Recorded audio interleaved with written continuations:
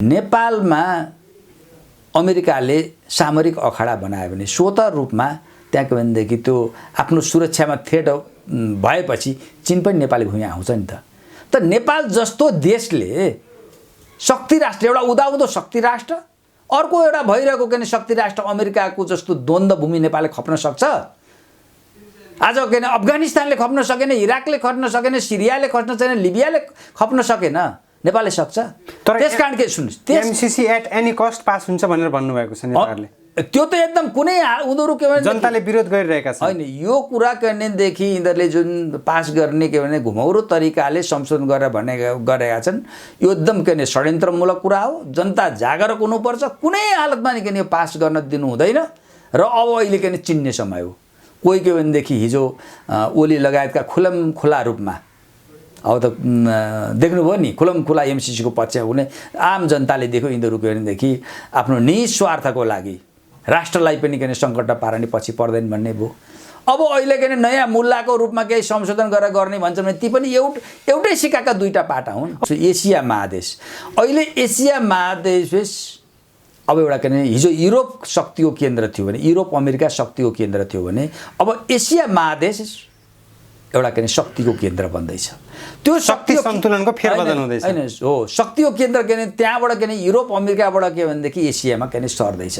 त्यो कुन कारणले त भन्दाखेरि एसियामा ठुला आर्थिक रूपले अनि त्यसपछि सामरिक के सैनिक क्षमताको रूपले विभिन्न कारणले गर्दाखेरि अहिले चीन र के जुन भारत छन् ती भारत अहिले को के शक्तिको कारणले गर्दाखेरि एसिया शक्तिको केन्द्र बन्दैछ।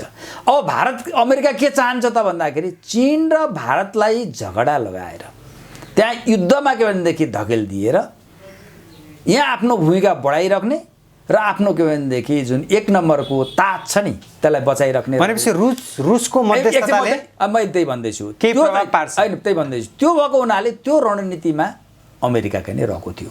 त्यही गरेर तपाईँ देख्नुहोस् के भने भारतीय के भनेदेखि सुरक्षा निकायहरूलाई, भारतीय के भने राजनीतिज्ञहरूलाई र त्यहाँका के भनेदेखि मिडियाहरूलाई बेसरी प्रोपगन्डा लगाएर अमेरिकाले करिब चीन र भारतको युद्ध गराइसकेको थिएन नि त। तपाईँ के भने लद्दाखको युद्ध भन्नुहुन्छ कि हालसालै भएको लद्दाखको युद्ध भयो। अनि त्यसपछि के भने दोकलामको युद्ध भयो। तर के भने जो युद्ध नै करिब गराउन लागिसकेको अवस्थामा चीनले के भने रुसले चाहिँ भारत र के भने चीनको बिचमा जुन समझदारी गरायो नि त्यो समझदारी गराइसकेपछि अब भारत अमेरिकी धुरीमा जो जसरी गइरहेको थियो अब त्यसलाई के भने ब्रेक लागेको छ। अब के भने भारत के भने अमेरिकी धुरीमा जान सक्ने अवस्था के रहेको छैन र यो क्षेत्रमा रुसको भूमिका अब के निर्णायक के भने भएर के भने आएको छ। वरिष्ठ अधिवक्ता पूर्णबहादुर कार्की सर नमस्कार। नमस्ते। अब अहिले हेर्दाखेरि नेपालको राजनीतिक नक्सामा जसरी कालापानी लिपुलेख र लिम्पियाधुरा समावेश गरिसकेपछि नेपालको राजनीतिक जुन फ्लोमा बगिरहेको छ, अब अहिले आएर प्रधानमन्त्री केपी शर्मा ओलीले फेरि त्यो भूभाग समेटिएको नक्साको पुस्तकमा समावेश नगर्नु भनेर जुन कुरा सार्वजनिक गर्नुभएको छ अथवा शिक्षा मन्त्रालयलाई निर्देशन दिनुभएको छ, प्रधानमन्त्रीको दोहोरो चरित्रलाई कसरी हेर्न मिल्छ? के उहाँले साँच्चीकै त्यो देखावटी नाटक गर्नुभएको थियो? त्यो अब एउटा कुरा अहिले एउटा भ्रम उत्पन्न हुँदै आएको छ। लिम्पियाधुरा कालो पानी र जुन लिपुलेख जो नेपाली भूभाग थियो, त्यो नेपाली भूभाग भारतले के भनेदेखि मिचेको के भने सम्बन्धमा प्रधानमन्त्री ओलीको के भने विचार र स्ट्यान्ड के हो भन्ने कुरो एउटा के भनेदेखि भ्रमात्मक रूपमा अहिले के भने आम जनताले बुझेको स्थिति छ। त्यसकारण यो विषयमा प्रधानमन्त्रीको नियत के हो त? लिम्पियाधुरा कालो पानी लिपुलेखको भारतले मिचिएको के जुन भूमि फर्काउने सम्बन्धमा ओलीजीको स्ट्यान्ड के हो र भित्री के भनेदेखि उहाँको नियत के हो भन्ने विषयमा अब के भनेदेखि यही पुस्तक प्रकाशनलाई रोक लगाएको सन्दर्भमा अलिकति गम्भीरतापूर्वक व्याख्या विश्लेषण गर्नुपर्ने आवश्यकता भएको छ। अब तपाईँ भन्नुहोस् के भने यो लिम्पियाधुरा कालो पानी र जो लिपुलेख हो त्यो के भनेदेखि सुगौली सन्धिले महाकाली पश्चिमको महाकाली सहितको के भनेदेखि भूभाग के भने नेपालको, महाकाली पूर्वको सम्पूर्ण भूभाग नेपाल, महाकाली सहितको, महाकाली पूर्व मात्रै हैन, महाकाली सहितको, महाकाली पनि नेपालको मात्रै हो। नेपालको जुन के भने परेकोमा भारतले त्यो जुन भूमिमा जबरजस्ती रूपमा के भने कब्जा के जमाउँदै के आएको थियो। यही लकडाउनको कोरोना भाइरसको सन्दर्भमा भएको लकडाउनको सन्दर्भमा भारतले के गर्यो त भन्दाखेरि त्यो बाटो के भनेदेखि उद्घाटन गर्ने काम गर्यो। त्यहाँ के भारतीय केन्द्र रक्षा मन्त्रीले गरे भन्दा त्यो बाटो त अगाडिदेखि नै त्यो त बनिसकेको स्थिति थियो नि त, बन्दै थियो नि त। त्यो कुरा सरकारलाई थाहा जानकारी भनेको थाहा जानकारी ओली सरकारलाई थाहा थिएन भन्ने कुरा त होइन। त्यो त के हो भने भारतले त्यो बाटो बनाउने र त्यसको बाटो उद्घाटन गरिसकेपछि चाहिँ के हो भने त्यसलाई वैधानिकता दिने एउटा षड्यन्त्रको रूपमा के भने त्यो बाटो भने उद्घाटन गर्ने घोषणा गरेको थियो। तर त्यो कुरा ओलीजी के भने वो सरकारले आँखा चिम्लेर त्यसलाई के भने मौन समर्थन गर्ने किसिमको एउटा मनस्थितिमा देखिन्थ्यो। तर त्यो बाटो जब सार्वजनिक के भने उद्घाटन गरेको कुरा सार्वजनिक हुने बित्तिकै नेपाली जनता आफ्नो भूमि मिचिएकोमा यसरी आक्रोशित र आन्दोलित भए। लकडाउनले के कहीँ रोकेन के मान्छे के सडकमा आउन सक्ने स्थिति भयो र व्यापक के विरोध भयो। व्यापक विरोध भइसकेपछि स्थिति यतिसम्म पैदा भयो, तपाईहरुलाई थाहा छ, हामी सबैलाई थाहा छ नि त। स्थिति यस्तो पैदा भयो कि कुनै पनि नेता अथवा पार्टी जसले के भने नेपालको मिचिएको भारतले मिचेको भूमि फिर्ता गर्ने सम्बन्धमा अडान लिँदैन, त्यसको राजनीति नै समाप्त हुन सक्ने स्थिति पैदा भयो। पैदा भइसकिसकेपछि तपाईँ के भने नेकपामाथि पनि चर्को दबाब भयो। अहिले मान्छेलाई एउटा भ्रम छ, प्रधानमन्त्री ओलीले त लिम्पियाधुरा कालोपानी लिपुलेख फर्काउने सम्बन्धमा के भने उनको के विशेष स्ट्यान्ड थियो, उनको कारणले यो भयो भन्ने के छ, त्यो एकदम भ्रम कुरा हो। राष्ट्रियता कुनै पनि देशको सानो ठुलो हुँदैन भनेर भन्नु भने त्यो त कति बेला भनेको त जति बेला के भने जनताको चर्को दबाब पर्यो नि त्यति बेला भन्दा अझ के भनेदेखि त्यो जो नक्सा प्रकाशित गर्ने कि नगर्ने, नेपाली भूभाग जो भारतले अतिक्रमण गरेको छ त्यो विषयमा नक्सा प्रकाशित गर्ने कि नगर्ने भन्ने विषयमा त ओलीजी त के भनेदेखि प्रधानमन्त्री ओली त त्यो नक्सै प्रकाशित गर्नु हुँदैन भन्ने पछ्याउनुहुन्थ्यो। तर पार्टीभित्रको आम जनताको दबाब, पार्टीभित्रको दबाब, अझ सचिवालय बैठकको निर्णयले त्यो के भने नक्सा प्रकाशित गर्ने, त्यसपछि के भने लोगो छाप संशोधन गर्ने के भनेदेखि संसदबाट के भने अनुमोदन गर्ने, सबै कुरामा त प्रधानमन्त्री ओली जबरजस्ती तानिँदै के भनेदेखि आउनुभएको। अब तपाईँ देख्नुहोस् परिस्थिति कतिसम्म एउटा जनताको चर्को दबाब थियो भन्ने कुरा। नेपाली काङ्ग्रेस नेपालको सीमा मिचेस् कि राष्ट्रिय ऐत होस् कि उसलाई के मतलब छ? ऊ त के अरे सधैँभरि के भनेदेखि दिल्ली दरबार रिसाउँछ कि दिल्ली दरबारको के भनेदेखि इसारा बुझेर मात्रै के हो त भने त्यसपछि उसले के आफ्नो कुरा गरेको थियो। नेपाली काङ्ग्रेसले त खुट्टा कमाउन थालेको थिएन। नेपाली काङ्ग्रेसभित्रकै एउटा के भनेदेखि देशघाती तत्त्वहरू त के भन्न थालेका थिए भने यो के भने नक्सामा राखेको नि गल्ती भयो, यो के भनेदेखि भारतसँगको सम्बन्ध बिग्रिने भयो, अनि यो निशाना छाप संशोधन गर्ने कुरा पनि गलत हो भनेर त भनेको नि। तर के हो भने भरि त्यो पनि गर्न छैन। अरू त परै जाओस्, जसको राजनीति नै भारतद्वारा के भनेदेखि नीति निर्देशित उनीहरूद्वारा पालित पोषित मधेसवादी दलहरू पनि त्यसबाट भाग्न सके भन्दाखेरि त्यो के भने जनदबावको कारणले के भने त्यही यो लिम्पियाधुरा कालोपानी लिपुलेखको विषयमा यहाँका पार्टीहरू एक ठाउँमा आउनुपर्ने बाध्य भए। ओलीको नि त्यो बाध्यता भित्र ओलीले चाहँदा नचाहँदै के भएको थियो, त्यो के भने गर्नुपर्ने बाध्यता स्थिति भएको थियो। अब अहिले आएर पहिला त सम्बन्ध के भनेदेखि अलिकति बिग्रेको अवस्थामा ओलीजीसँग नै भारतीय सत्ता के भनेदेखि वार्तै गर्न नचाहने स्थिति बनेको थियो। यही क्रममा के भने राम जन्मभूमिका विवाद पनि किन आए। मसँग के भनेदेखि ओलीजीले मसँगै वार्तै नगर्ने भनेपछि अलिकति घोचेपछि त वार्ताको वातावरण बन्छ कि भनेर पनि ओलीजीले गर्नुभयो। अब अहिले आएर एकातिर के भनेदेखि नक्सा पनि बनाउने, लिम्पियाधुरा कालोपानी लिपुलेख राखेर संसदबाट पनि सम्पूर्ण संसद के भने राष्ट्रिय सहमतिका आधारमा निशाना छाप पनि केमा पनि त्यो नेपाली भूभाग के नै राख्ने, अहिले चाहिँ पुस्तक नै प्रकाशित गर्नु हुन्न भनेर निर्देशन दिने, यो भन्दा द्वैध चरित्र कस्तो हुनुहुन्छ? राष्ट्रियताको विषयमा प्रधानमन्त्री ओली कमजोर हुनुहुन्छ।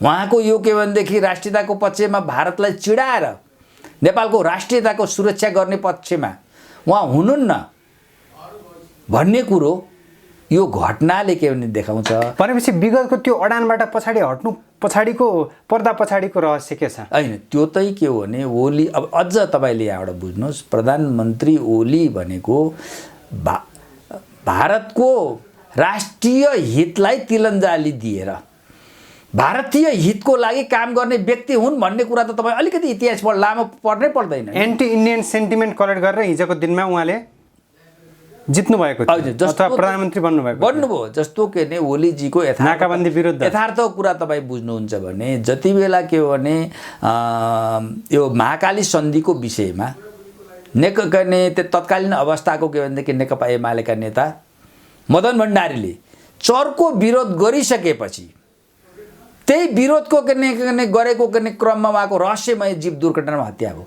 उहाँको शिकार हुनु पर्यो, हत्या भयो भनौँ अथवा दुर्घटना पर उहाँको मृत्यु भयो। अझै यो त के भने हत्या गरिएको भनिन्छ नि। अझै त्यो त खोज तलासको के विषय। त्यसपछि के हो त भने ओलीजीको उन्नति र प्रगति के भने नेकपाभित्र भएको हो क्या, एमालेभित्र, यो सबैले जानेको छ।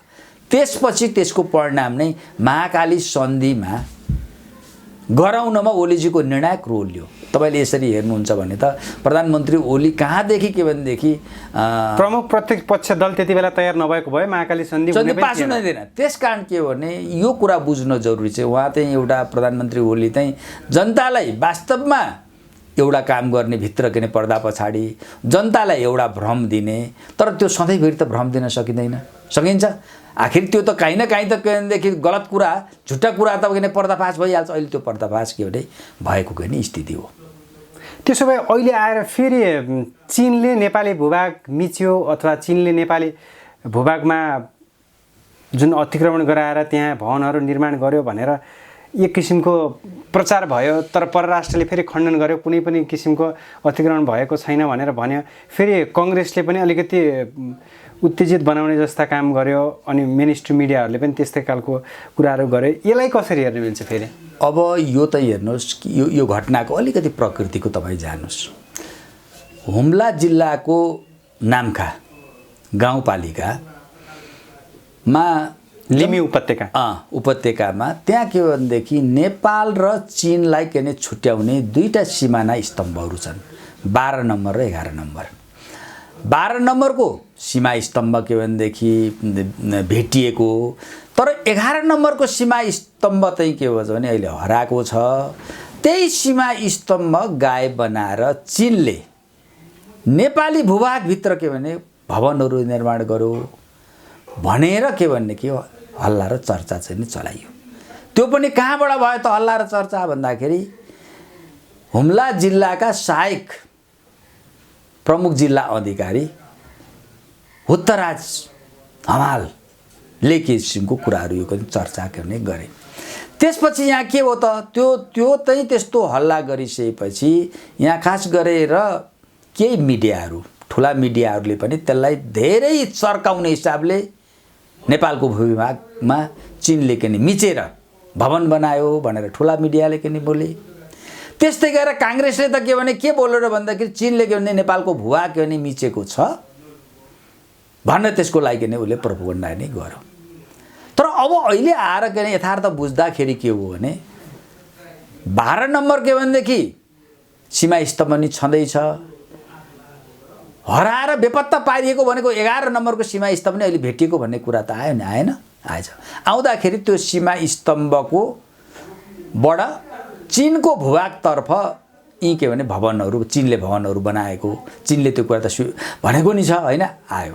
आएपछि त यो कुरा चाहिँ के भने प्रायोजित रूपमा चीन र नेपाल बीचको जुन के हार्दिकतापूर्ण विश्वासिलो जुन सम्बन्ध छ त्यो सम्बन्धमा दरार पैदा गर्न, अविश्वास पैदा गर्नको लागि गरिएको त्यो नेपाली पात्र मात्रै होइन। यो अतिक्रमण भयो भनेर हल्ला कसरी फिजाइयो सर? कुन यो पहिला त फिजाइयो? हैन, पहिला यो फिजायो के भनेदेखि चाहिँ कहाँबाट आयो त भने हुम्ला जिल्लाका सहायक प्रमुख जिल्ला अधिकारीबाट यो हल्ला सुरुवात भयो। भनेपछि सत्य तथ्य छानबिन हुनु पर्यो कि परेन? हैन, उहाँबाट के सुरु भयो। त्यसपछि के भनेदेखि मिडियाहरूले यसलाई के भनेदेखि चर्चामा के लिएर आए, तपाईँले यो अहिलेको घटना भन्नुहोस् न, यो के भने अरू त पत्रिकै मैले नाम लिनुपर्छ, कान्तिपुर दैनिकका के भनेदेखि सम्पादक जो अहिले के भने एउटा चाहिँ दुर्घटना परेर उहाँको मृत्यु बलराम बानिया, उहाँले एउटा के भने चिनले के भनेदेखि नेपाली भूभाग मिचेको भनेर समाचार लेख्नुभयो नि।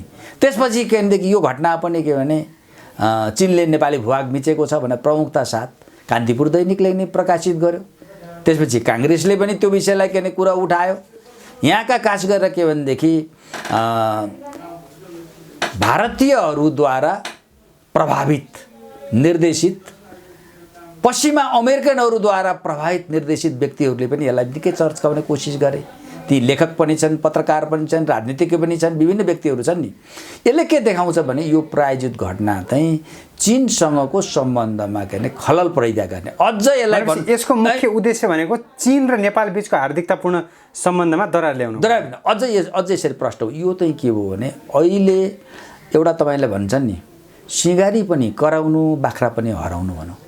ओलीजीले भारतले मिचेको नेपालको भूभाग के भने समेटिएको जुन पुस्तक प्रकाशित नगर्नु भन्नु एकातिर, अर्कोतिर के भनेदेखि चीनले नेपालको भूभाग के भने मिचेको छ भन्न हल्ला गर्नु, ती एकैपल्ट भएका छन्। त्यो भनेको चाहिँ कुरा के जस्तो मलाई लाग्छ भने कि चीनले नेपालको किन के भने भारतले मात्रै, चीनले पनि नेपालको भूभाग मिचेछन्, सबैले मिचेका छन् भनेर एउटा प्रायोजित घटना के घटाएर के भने भारतले जुन मिचेको जुन नेपालले लिम्पियाधुरा कालोमा लिपेको भूभाग हो नि त्यसलाई के भने छाया पार्नको लागि प्रधानमन्त्री ओलीले पुस्तक के भने जुन प्रकाशित गर्ने कुरा रोक लगाएको कुरालाई छाया पार्नको लागि, जनताको आक्रोशबाट के भने बच्नको लागि भने यो सबै गरेको भन्ने कुरा के भने देखिन्छ। अब यसको पछाडि त को छ त भन्दाखेरि यो नेपाली खेलाडी मात्रै होइन, यी त खेताला मात्रै हुन्।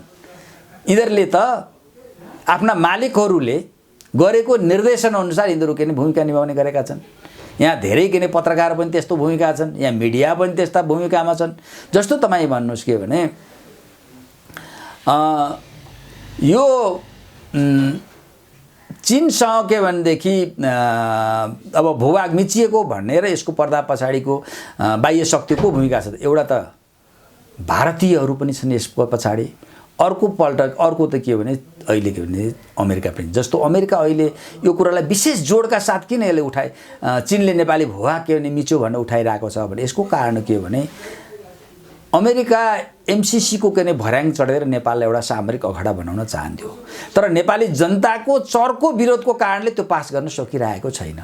त्यसले के देखायो त भन्दाखेरि नेपाली जनता के भनेदेखि अलिकति चीनप्रतिको अगाध के भने विश्वास छ।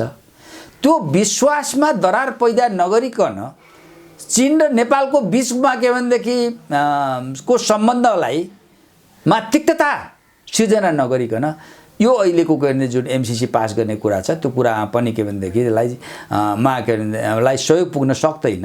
भनेपछि यो कुरालाई बाहिर ल्याउनु पनि एमसीसीसँग एकदम जोडिएको छ, जोडिएको जस्तो लाग्छ मलाई। अब त्यो भएको हुनाले अहिले के भने यसको पछाडि के छन् भने त्योबाट तपाईँ देख्नुहोस् कि भारतीयहरू पनि छन् जो के लिम्पियाधुरा कालो पानी लिपुले के भने पचाउन चाहने र एमसीसी पास गरेर नेपाललाई के भने सामरिक अखडा बनाउने अमेरिकनहरू पनि छन्। त्यो तपाईँ देख्नुहुन्छ नि पात्र।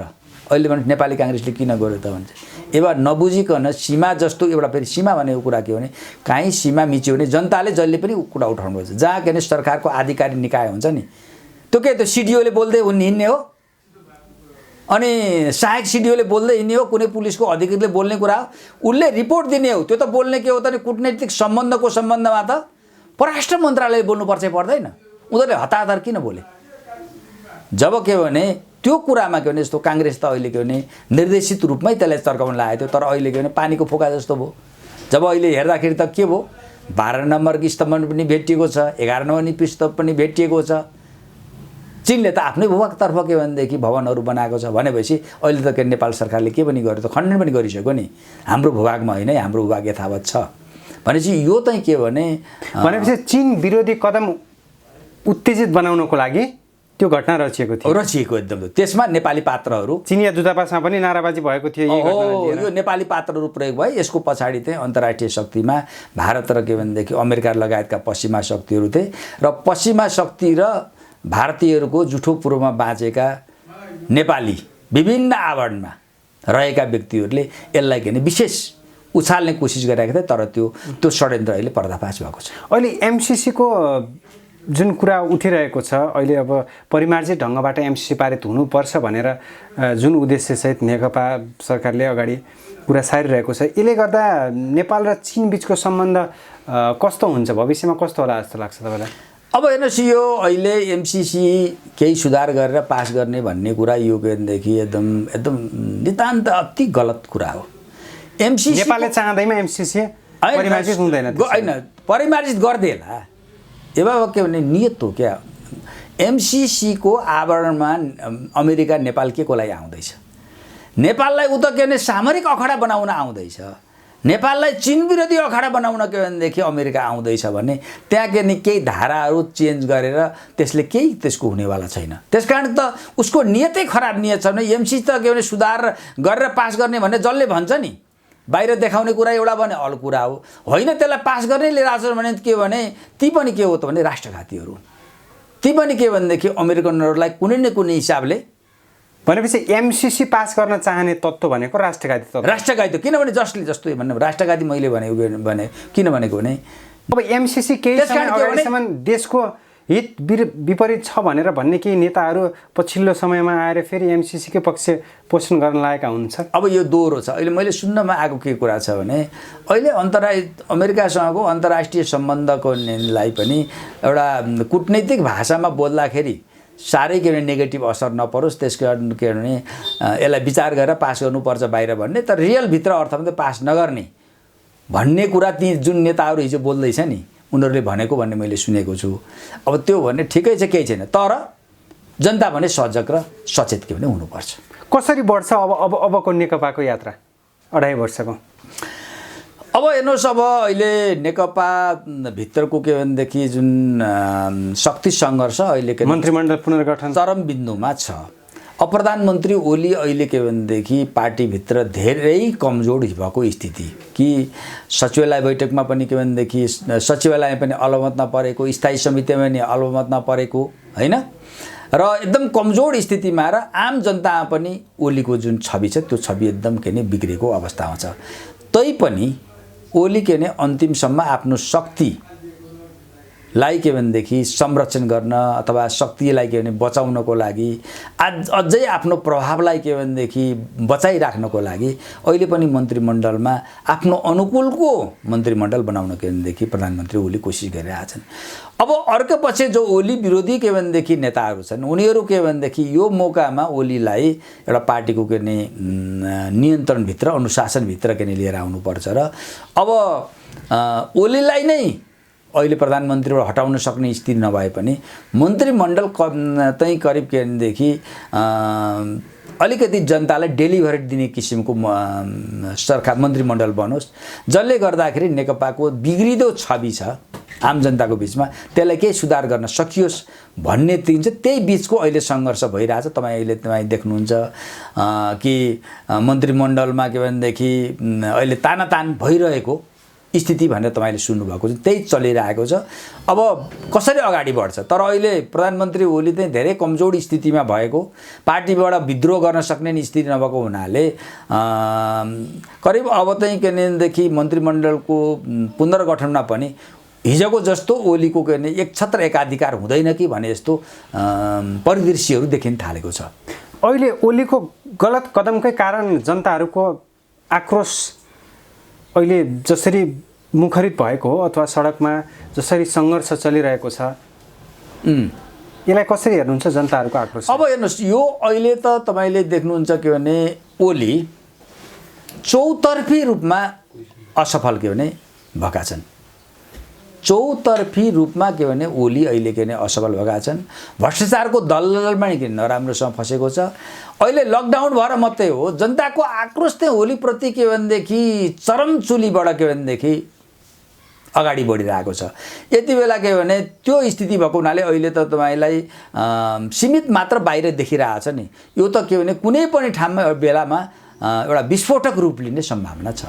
त्यो विस्फोट निकै नै घातक पनि हुनसक्छ। त्यसले के भने ओलीजीलाई त के भने लान्छ, त्यसले के भने नेकपालाई पनि सिद्ध्याइदिन्छ र साथै राष्ट्रिय राजनीतिमा पनि के भनेदेखि ठुलो के भनेदेखि गम्भीर क्षति पुर्याउने सम्भावना छ। ठिक छ, अन्तिम भागमा छौँ सर। जाँदा जाँदै विश्व दुनियाँको भूगोलबाट हेर्नुभएका सम्पूर्ण नेपालीहरूलाई अहिलेको राजनीतिक गतिरोधमा केन्द्रित भएर के भन्न चाहनुहुन्छ? अब हेर्नुहोस्, यो अहिलेको के भनेदेखि स्थिति चाहिँ के हो भने अहिले जुन शक्तिको केन्द्रमा नेकपा माले के अरे नेकपा पनि रहेको छ र यो अहिले के भने ले जनताको पक्षमा, राष्ट्रको पक्षमा यसले के काम गर्न सकिरहेको छैन। तत्काल अर्को यसको वैधानिक विकल्प पनि छैन। त्यसकारण आम जनताले चर्को दबाब दिएर यो के भनेदेखि नेकपालाई जनता र राष्ट्रप्रति जिम्मेवार र उत्तरदायी बनाउनु पर्ने अहिलेको अवस्था छ। त्यसको लागि जनता के भने जागरुक हुनुहुन्छ, जनताले के भने चर्को दबाब के दिनुपर्छ। अब आन्तरिक गतिरोधका विषयहरूमा केन्द्रित भएर बहस गरिसकेपछि संक्षिप्तमा एउटा विश्व राजनीतिको एउटा घटनालाई निहाल्न चाहन्छु सर। अहिले रुसले चीन र भारत बीचको गरेको मध्यस्थताको असरले के प्रभाव पार्न सक्छ सर भोलिको दिनमा? हेर्नुहोस्, यसले त अहिले यो यस क्षेत्रकै जुन के भनेदेखि जो राजनीति, त्यो राजनीतिमा के भने ठुलो प्रभाव पारेको छ र आमूल परिवर्तनको सङ्केत गरेको छ। कस्तो परिवर्तन भन्ने? अब म भन्दैछु, नेपाल यो के भने दक्षिण के भनेदेखि अब अहिले भर्खरै चीन र इस्लामिक राष्ट्रहरूको बिचको एउटा सुरक्षा सम्झौता भयो नि, यसलाई कसरी हेर्न मिल्छ? यो अहिले त तपाईँले हेर्नुहोस्, अमेरिकनहरूले चाहिँ आज के भने विश्वभरि आफ्नो प्रभुत्वलाई बचाउनको लागि चीन र भारतको बिचको के भने युद्ध गराउने अनि मुस्लिम कन्ट्री बिचको के भने हरूको बिचमा द्वन्द्व सिर्जना गर्ने जुन किसिमको एउटा के भनेदेखि खुनी षड्यन्त्र गरिरहेका थिए नि, अहिले के हो तपाईँ देख्नुहुन्छ, चीन र के भनेदेखि इरानको बिचमा के भने चाहिँ सुरक्षा के भने सन्धि भयो, मुस्लिम कन्ट्रीहरूसँगको बिचको भयो। यसले गर्दाखेरि हिजो जसरी के भने मुस्लिम कन्ट्रीलाई तहस नहस गरायो, हिजो रुसलाई जसरी के भने विघटन गरायो र अहिले के भने चीनलाई के भनेदेखि तहस नहस गर्न जुन के भने अमेरिकन लागिसकेको थियो, यो के भनेदेखि रुसको मध्यस्थतामा चीन र भारतको के भनेदेखि समझदारी अनि इरान र चीनको बिचको सुरक्षा सन्धि, मुस्लिम कन्ट्रीहरूको बिचको के भनेदेखि यो के भने अन्डरस्ट्यान्डले अब चाहिँ के हो भने यो क्षेत्रमा अमेरिकनहरूको लागि चलखेल गर्ने करिब गर्ने ढोका बन्द भएको छ। अब अमेरिकन के भनेदेखि 8 वर्षमा नेपालमा राजनीति गर्छु भन्नेहरूले अथवा केही गर्छु भन्नेहरूले अब चाहिँ के भनेदेखि गम्भीरतापूर्वक सोचे हुन्छ 3 दिन यिनका दिनहरू अब के गएको स्थिति छ। अब भारत र इरान बीच जुन व्यापारिक सम्बन्ध छ, तेल निकै नै बढी खरिद गर्छ। अब यसले यो द्वन्द्वले पनि कहीँ कतै यो दुईजना बीचको सम्बन्धमा कस्तो प्रभाव पार्न सक्छ? अब हेर्नुहोस्, अब के थियो भने भारत के भने 2टा नाउँमा के भने यात्रा गरिरहेको थियो। यतातिर के भने अमेरिकनहरूलाई पनि खुसी पार्ने, अर्कोतिर रुस भो चीनलाई पनि नचिडाउने, यो क्षेत्रकाहरूलाई पनि नचिडाउने किसिमको थियो। तर के भने द्वैध राजनीति, 2टा नाउँमा ढुङ्को यात्रा कति दिन चल्छ? चल्दै लडिन्छ नि त पछाडि।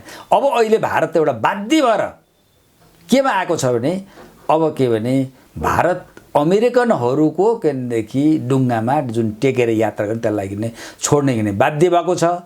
अब के हो भने यो क्षेत्रमा चाहिँ जुन के भने अमेरिकनको के भनेदेखि चलखेल हो, त्यो चलखेलको करिब अब के भने एकदम धेरै कमजोर भएको स्थिति अहिले देखा परेको छ। यो चाहिँ के हो भने यो एसिया महादेशको लागि, विश्व राजनीतिको लागि, विश्वको शान्ति र स्तरको लागि, क्षेत्रीय स्थायित्वको शान्ति र स्थायित्वको लागि पनि यो महत्त्वपूर्ण के उपलब्धि हो।